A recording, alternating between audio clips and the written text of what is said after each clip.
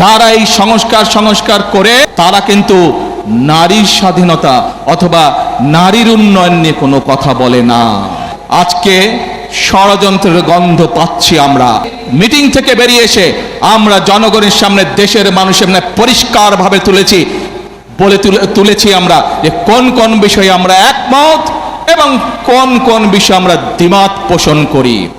এই সংস্কার কমিশনের আলোচনার পর আপনারা দেখেছেন সেই অন্তর্বর্তীকালীন সরকার সংসদের দক্ষিণ প্লাজাতে একটি অনুষ্ঠান করলো, যেখানে জুলাই সনদ নামে সনদটি স্বাক্ষর করলো। বিএনপি স্বাক্ষর করেছে, তারপরে আরো বিএনপির সাথে লাইন দিয়ে আরো কিছু দল স্বাক্ষর করেছে। প্রিয় ভাই বোনেরা, এই বিগত 17 বছর আন্দোলনে বিএনপির শত শত নেতাকর্মী গুম খুনের শিকার হয়েছে।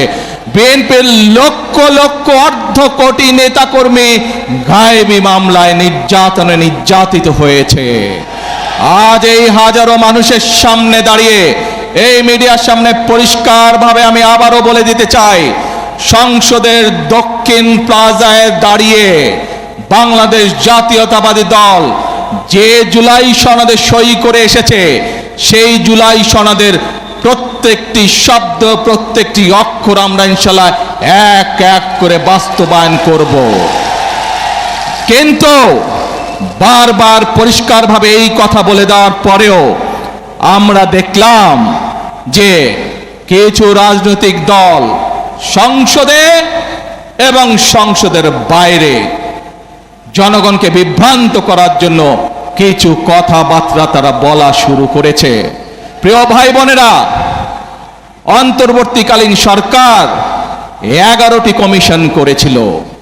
11টি কমিশনের মধ্যে সংবিধান আছে, বিচারের বিষয় আছে, প্রশাসনিক আছে, স্বাস্থ্য আছে, নারী আছে। আজকে ষড়যন্ত্রের গন্ধ পাচ্ছি আমরা। খেয়াল করে দেখবেন, যারা এই সংস্কার করে যারা জনগণকে বিভ্রান্ত করতে যাচ্ছে, জুলাই সনদের সম্পর্কে বিভ্রান্ত করতে চাচ্ছে, তারা কিন্তু নারীর স্বাধীনতা অথবা নারীর উন্নয়ন নিয়ে কোনো কথা বলে না। তারা ওষুধের, বাংলাদেশের মানুষের চিকিৎসার জন্য যে চিকিৎসা কমিশন করা হয়েছিল, বাংলাদেশের মানুষ যাতে ওষুধ সহজে পেতে পারে, চিকিৎসা সহজে পেতে পারবে, সেইটির ব্যাপারে তারা কোনো কথা বলে না।